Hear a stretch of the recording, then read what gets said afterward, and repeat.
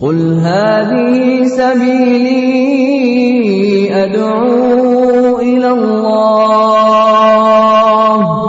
على بصيرة أنا ومن اتبعني وسبحان الله وما أنا من المشركين. Welcome once again to a new episode of Islam 101. Today we're going to deal, inshallah, and discuss the issue of the woman in al-Islam, the position of the woman in al-Islam, and how al-Islam has come to liberate the woman, the true liberation, and how it has given to her rights that no other religion has given to her, and no other judging system or political system has even given to her. The Messenger of Allah, Prophet Muhammad, peace and blessings of Allah be upon him, he was sure to deal with the liberation of the woman, because prior to him coming to the environment in which he was sent to, the woman was reduced to being nothing other than lower than an animal, or something similar to a piece of furniture even. She had no rights and she had no say. She had no say as to who she would marry. She had no say as to the fact that if she was in a marriage that she wanted to get out of, she couldn't get out of that particular marriage. Not only that, but they were guilty of the heinous crime of burying their women, their girls alive. If the mother of a particular child delivered a girl baby, a female infant, the father, his brother, his grandfather would immediately take the child before the mother could even hold the child, and go out in the desert and dig a hole and put the child in the hole and cover the child up, where the child would be buried alive, for no crime other than because of her sex. Prophet Muhammad came, peace and blessings of Allah be upon him, and he gave us a lot of instructions as it relates to doing good and being good to the women. He said, sallallahu alaihi wasallam, istawsu bin nisa'i khayra. I advise you men, I encourage you men, I order you men to be good to these women, to be good to all of the women of our community. No matter who the woman is, and no matter what role she's playing in the community, in the society, then it's valuable, it's important. The man wanted to know. He came and he asked, O Messenger of Allah, out of all of the people who are connected to me, my workmates, my colleagues, out of all of the people, my relatives, everyone, which human being has more rights for me to take care of her, to look after her, to be kind to her? He said, your mother. The man said, okay, I got that, I understand that. And then after her, who? He said, your mother, the second time. Okay. And then after her, who? Your mother, the third time. And then after her, who? And then he mentioned the father. And then after the father, the sister. And then after the sister, the brother. So this is a clear indication of how Prophet Muhammad came with a religion and with a systematic law in the religion of al-Islam that guarantees and secures the rights of the women in al-Islam.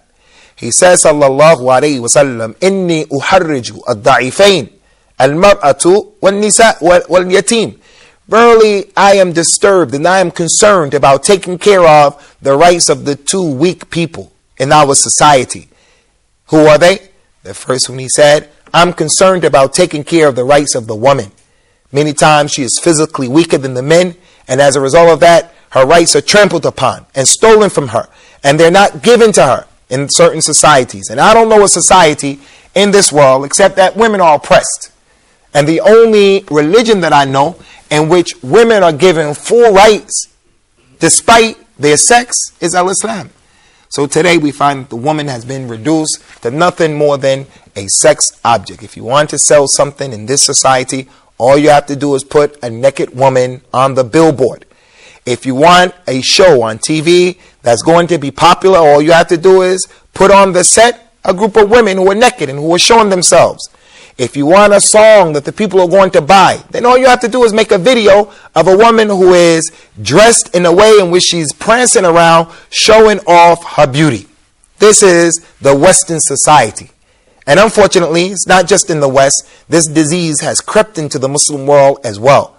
But in the religion of al-Islam, with al-Islam being the example and Prophet Muhammad being the one who is the explainer and the one who makes clear what this Quran is saying, we have too many indications of how the woman has been given so many rights in the religion of Islam.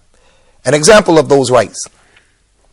In the Quran, Allah made it clear when He said to the men and the women, لا تتمنوا ما فضل الله به بعضكم على بعض. None of you should choose and desire to be like the other sex. Allah has favored men with certain things, and He has favored women with certain things. They have roles that are unique to them. A man being a man, he has certain roles. A woman being a woman, she has certain roles. So the man should never desire to be a woman, nor should a woman ever desire to be a man. Both of them are perfect in the unique way that they have been created. So men should be men and women should be women. As it relates to the woman, it's similar to the sickle. And the sickle is that utensil that's used to cut down the wheat. It is that utensil that is on the Russian flag, the sickle. You go into the field and you cut the wheat down. It's crooked. It goes in a shape like that. It's not straight like a sword, but in its crookedness is its usefulness. In its crookedness is its usefulness. So the woman in her creation, she has certain deficiencies. There's no doubt about that. She has certain deficiencies that men don't have. But those deficiencies do not disqualify her from being a productive member of the society. So women are unique in their role that they have to play, and their role is a valuable role. The Prophet told us, men, in an authentic hadith, that when one of you gets married, he has completed half of his religion. So he should fear Allah in the other half. He should be diligent about being conscious of Allah and giving Allah His rights in the other half. So a man is considered to be incomplete until he gets married to a woman, and then she completes him. They are clothing for us and we are clothing for them. So that in of itself shows the importance of a woman. That if you are an individual who does not have a woman in your life, you have ultimately not reached your full potential yet. May Allah make it easy for those of us who are not married to get married, but not just to get married for the sake of getting married, but to get married to that woman who's going to be a cooler to your eye. Or that woman getting married to the man who's going to be her soulmate, and that individual is going to help her to aspire to the great heights that Allah, the Most High, wants for each and every human being. So from some of the examples and the ways that Islam has also honored the woman is that in the religion of Islam, the woman has the right to choose who she wants to get married to. She cannot be forced, nor can she be compelled to get married to a person who is not compatible with her. A man who she is not attracted by. Even if the people try to force her. If you are a woman who's watching this program and your culture is one that says you have to obey your mother or your father or the elders from your community, and you think that that's the religion, I'm telling you right now that there was on a number of examples and occasions during the time of Rasulullah when people were trying to force their daughters to marry someone else, to marry someone. And that lady would go to Rasulullah and say, Ya Messenger of Allah, they're trying to force me to marry my cousin or force me to marry this person. The Prophet ﷺ would say to that girl, no, you have a right to marry the person who you want to marry. Similar to that is, she can initiate the divorce in Islam. There's a religion in Catholicism, for an example, that the people believe once a person is married, you cannot rent asunder what Allah put together. So you are married for life. But the person could have made a mistake. He chose the wrong person to marry. In Islam, the woman can initiate the divorce. If her husband is a drunkard, if her husband is an abusive husband, if her husband is not productive, he doesn't maintain her, he doesn't provide for her, he doesn't protect her, she has a right to go to the Islamic judge and to seek what is known as a khula. And that is when the woman initiates the divorce. Islam put that right in her hand. Before getting married, even if I wanted to marry a woman, as many of us who were married, we did. Before marrying the woman, she has the right to what is known as a mahr, or a dowry, where you have to give her something with a monetary value. It's up to her to forego it if she wants, but she has the right that the man gives her money or something that has a monetary value connected to it. And this is not the husband paying for her to be married. It is a token of his appreciation. It is Islam's way of symbolically saying to this woman, you mean a lot. And the fact that I'm going to be able to be secluded with you, and I'm going to be put in a position where I'm empowered to enjoy your companionship and your company, I want to give you this particular property or money as a token of my appreciation. Which other religion does that for the woman? At the time of getting married, it is an obligation upon the man to give her some type of a gift. And that gift can be $5,000, $10,000, $100,000, depending upon the condition of the man and the ability of the man, and depending upon what the girl and her family are requesting. Any girl in Islam, no matter how rich or how poor, when the suitor comes to marry her, she can say, her father can say, I'll marry you under the condition that my dowry is $20,000. That's her rights. I'm not encouraging her to do that. And I'm not saying that she should do that, but that is her right. If the man can't meet that demand, then he can't marry that particular woman. What religion in the world gives the woman that type of power? Only the religion of Islam. In addition to that, from what we see in terms of the legislation of Islam, is the fact that the woman, she has been given a surah of the Quran that was revealed, a whole chapter of the Quran that is entitled Surah An-Nisa, the chapter of the women. And in that particular chapter, there are laws that are exclusively taking care of the rights of the woman, like laws that ensure and guarantee what she's going to receive from the estate of her deceased husband. She gets a certain amount no matter what, depending upon who is also left behind from the descendants and the relatives of the deceased, in particular his children. But the woman has a guaranteed portion that she gets from what is known as the irth, or the inheritance of the one who has died.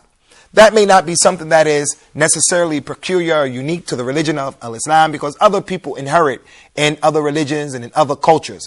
But in what other religion is there a systematic law that defines in detail the woman, she gets this much of her deceased husband's estate, no matter how much he left back, according to who else is going to be sharing with her in that particular estate.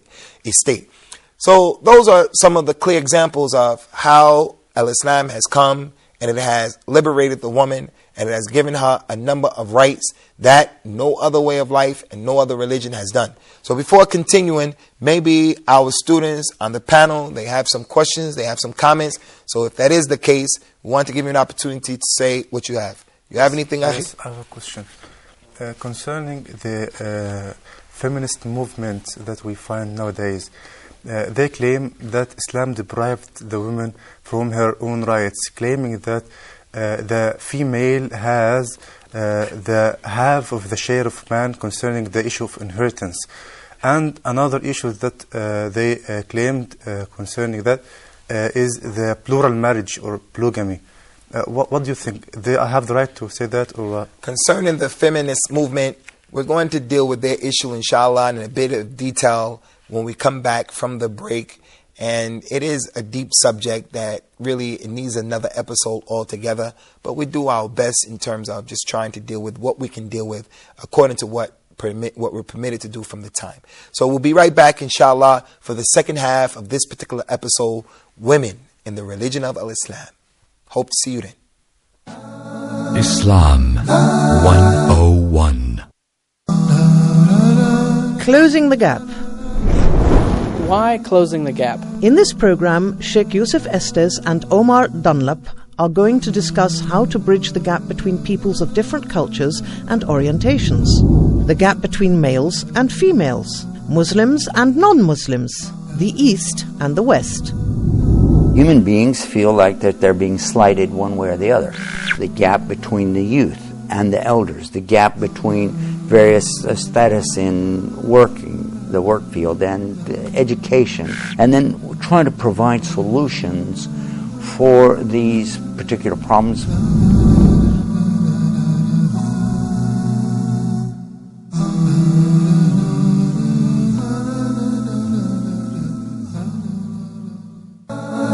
Islam 101. Welcome back to Islam 101, our second segment concerning the topic of women in al-Islam. Before the break, the question was posed, how do we look at and how do we understand the position of the feminists in the world today who say that women are oppressed in al-Islam, that she doesn't have rights and so forth and so on. We say that al-Islam has no problem, and a Muslim man shouldn't have any problem with having a strong wife, educated, productive. There's nothing wrong with that. The problem with the feminist movement is that they don't stay in the middle course. Many times, feminists, they want to become men. They actually want to become men. They're not satisfied with the sex that they've been created in, nor are they satisfied with the role that Allah, their creator, has designated for them. So this is one of their big problems. And unfortunately, their call, their claim has infected and infested the minds and the hearts of certain Muslim women who want to be free. In actuality, you are not free when you think like that. What you are doing is you are putting yourself in the bonds and in the chains of a concept that is satanic. Look at one of the greatest women in al-Islam, if not the single greatest woman, and she is our mother, Khadija, the daughter of Khuwaylid, who was the first wife of Rasulullah sallallahu alaihi wasallam. She was an extremely strong woman. She was very wealthy. She was a businesswoman. She was very supportive of her husband. She was well known in her community as being a personality that should have been respected and even reckoned with. But yet, despite all of that power in her personality and in her ability with the money that she was blessed with, despite all of that, we find her knowing her role. She didn't want to compete with the men. She didn't want to compete with her husband. Instead, she was satisfied to be supportive of the Prophet sallallahu alaihi wasallam in almost everything that we can possibly think of when we read about the history of Rasulullah's marriage to her. Not in almost everything, but in everything that you can possibly think of. So there's nothing wrong with a woman being educated and being strong, whether it's in her personality or other than that. Our mother Aisha was a strong woman, was an educated woman. But never do we see her trying to take on the role of being the Imam or the leader of the community. She wants to lead the Salat in the community. So this concept in the statement of the feminists, it is an idea that has been concocted and a plot that was made up by the enemies of mankind to take the woman out of the homes, which is the proper place of the woman. And when she does come out into the society, she comes out in a way that is honorable, a way that does not compromise her sharaf and her izzah, her honor, and the role that the woman has to play. She is in a high role in the religion of al-Islam. So the feminists and their concepts, they run counterproductive to what the religion of al-Islam is saying. Akhi, Ushur. Yes, can I ask, can I marry my father wife if she have children? If I marry her? The question of Brother Ushur is concerning a man. He has a father, and his father has multiple wives. His father has his mother and another lady who has children. If his father dies, can that man marry his stepmother? Is that permissible? This is a question that is warid. It comes. Obviously, someone wants to know about it. And it was mentioned in the Quran as well. وَلَا تَنْكِحُ مَا نَكَحَ آبَاءُكُم مِّنَ النِّسَاءِ إِلَّا مَا قَدْ سَلَفَ. Do not marry the wives of your fathers, except what happened in the past. When this ayat, this verse was revealed, if a man happened to be married to a stepmother, because that was a practice of the people of the times before Rasulullah came to them. If you had your father's wife, your stepmother, and she was your wife, then at that point it was permissible. But after that, once this verse was revealed, it wasn't permissible, and it's not permissible for anyone to marry his stepmother. Rasulullah sallallahu alaihi wasallam sent one of his companions to deal severely with the man who married his mother, his stepmother. So it is a major crime in the religion of al-Islam. Under no circumstances can a man marry his father's wife, his stepmother. This is a kabira from the kaba'ir. I'd like to ask, can a Muslim girl marry a man of another religion? Can a Muslim woman marry a man of another religion? No, this is not permissible as well. This is not permissible for a Muslim man to marry a woman from another religion. Allah told us in the Quran, وَلَا تُنْكِحُ الْمُشْرِكِينَ حَتَّى يُؤْمِنُوا. Do not marry your daughters or your women off to the disbelieving men. Those people who make polytheism, do not marry them off to those particular men. And he told us the wisdom behind that. In the same ayah, أُولَٰئِكَ يَدْعُونَ إِلَى النَّارِ. Why? Because those people invite them to the hellfire. So normally, under normal circumstances, the man who marries a woman of another religion, if he marries his daughter to a man from another religion, usually that man is going to be the leader of that home. And what he says is usually going to go. And she won't have the ability or the opportunity to manifest her religion. And she may leave Islam altogether. But that's not just for the Muslim woman. The Muslim man also cannot marry women from another religion except women who are from the people who are known in Islam as al-Kitab.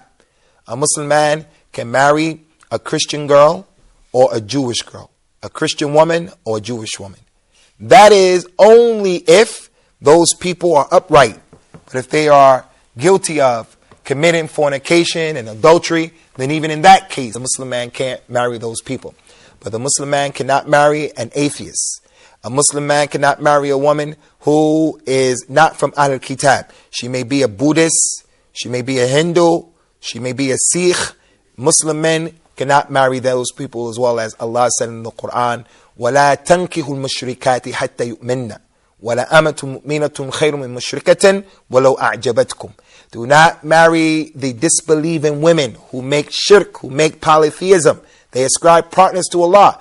Do not marry them until they believe. For verily, a believing slave is better than that particular woman. Even though that disbelieving woman may be pleasing to you. She looks beautiful. She comes from a high class. Her lineage is high. She has a lot of money.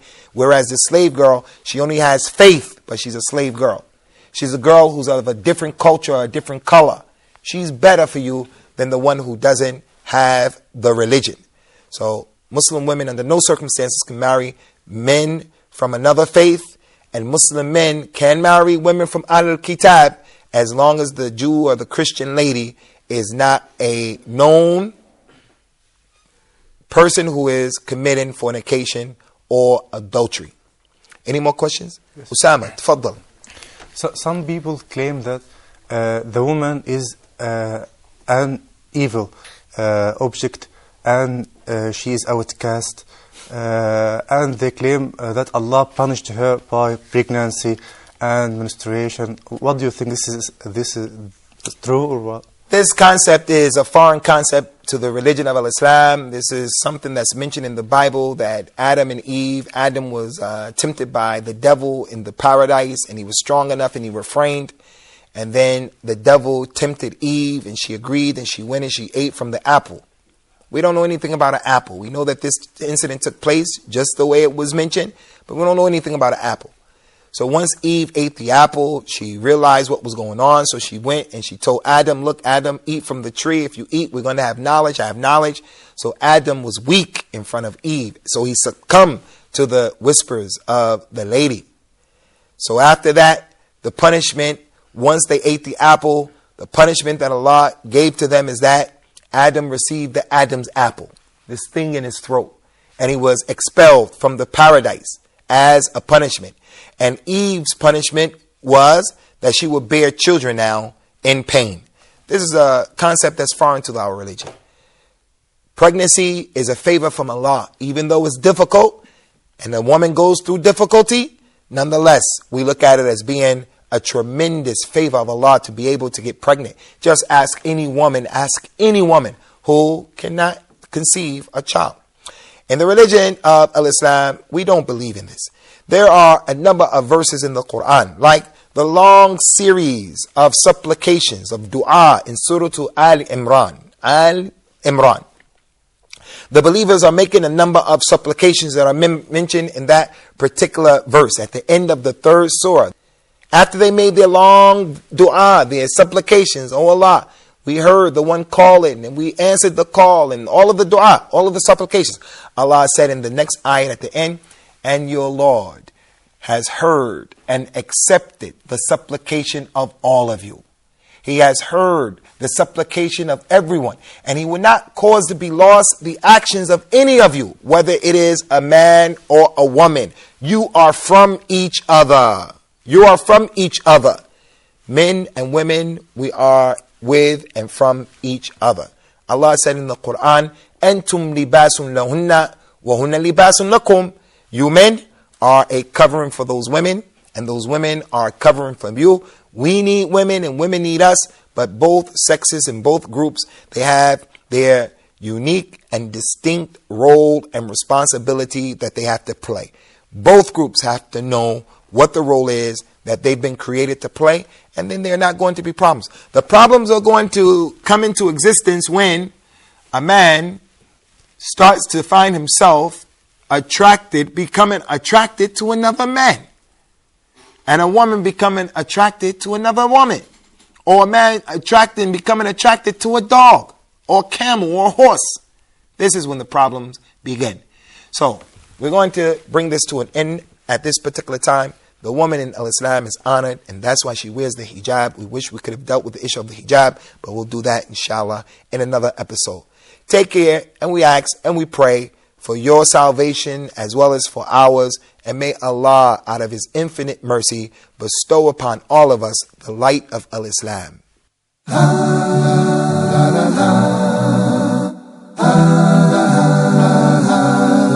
Islam.